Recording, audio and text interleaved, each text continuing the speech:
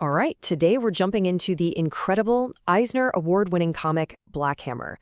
It's this amazing story that's part love letter to superheroes and part, well, a pretty sharp critique of them, too. And it all kicks off with one simple, totally haunting question. Just imagine it for a second. You're a hero, right? You make the ultimate sacrifice to stop some cosmic, world-ending disaster, and your reward? It's not a parade. It's nothing. You're just erased from existence. Nobody even remembers you were there. That is the central mystery that just grabs you from page one. Okay, so the entire story orbits around this one single, really strange location, a farm. But this isn't just any old farm. It's a prison, it's a sanctuary, and honestly, in a lot of ways, it's a character all on its own. So here's the setup. After they defeat this massive cosmic threat called the Anti-God, Spiral City's greatest heroes find themselves, well, trapped.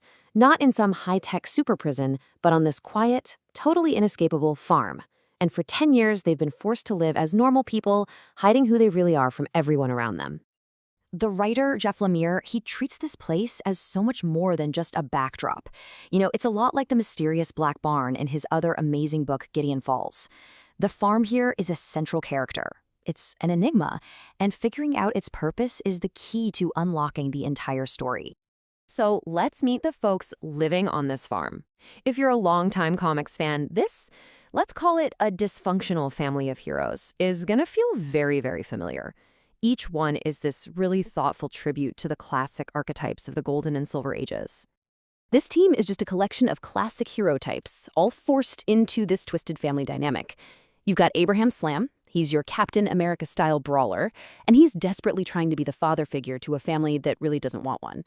Then there's Golden Gale, a Shazam-like hero, who's an adult woman permanently trapped as a 9-year-old, which of course makes her the eternally rebellious daughter.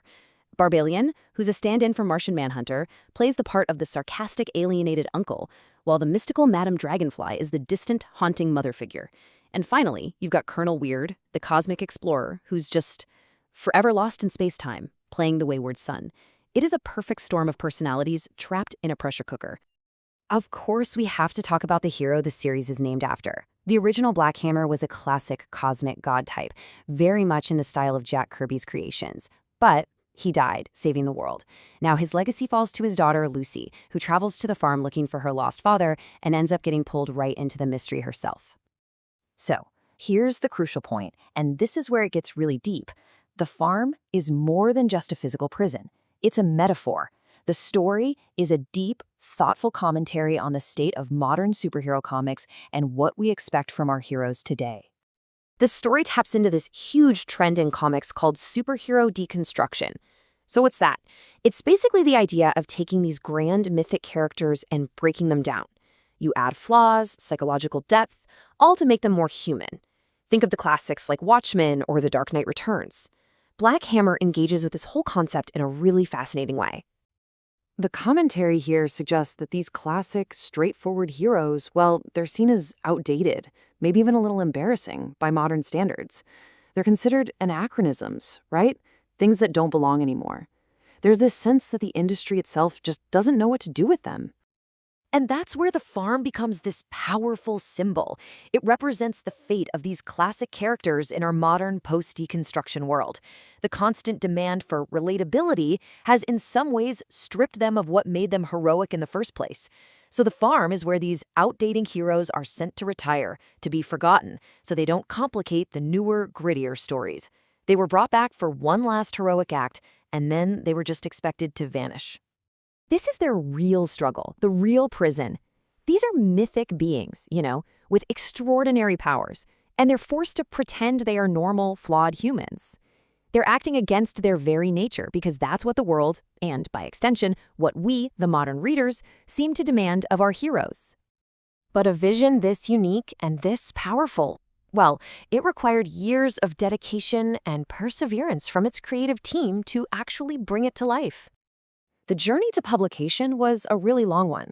Lemire first pitched the idea way back in 2018, but couldn't actually start working on it until 2014. Then the project faced a really serious setback. The artist, Dean Ormston, suffered a cerebral hemorrhage and had to go through the painstaking process of literally relearning how to draw. His incredible dedication is a huge part of this book's soul, which finally saw print in 2016. And Ormston's art is, wow, it's just perfect for this story. It has this quality that feels like a lost comic from the late Golden Age, but it's filtered through this modern lens. It's expressive, it's efficient, and it gives Black Hammer a specific look that is absolutely integral to its tone. You just can't imagine this book drawn by anyone else. So, where does the story go from here? The main mystery of the farm has been resolved, but the world of Black Hammer is just getting started.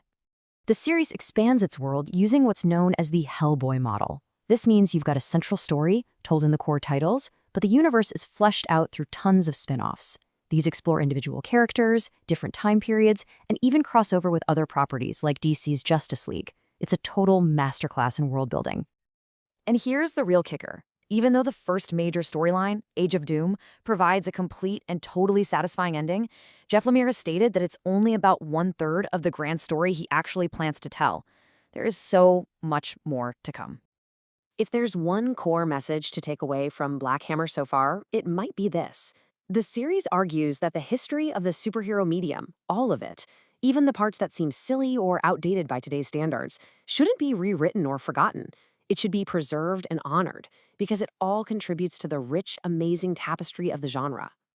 And that leaves us with a final, fascinating question. If the farm, this prison of deconstruction, represents a tearing down of old heroes, what does escape look like? Could it be reconstruction? Perhaps Black Hammer's ultimate goal is to find a way to build these classic archetypes back up, to create a middle ground where timeless heroism can coexist with modern sensibilities. It's a powerful idea to think about. Thanks for joining us for this explainer.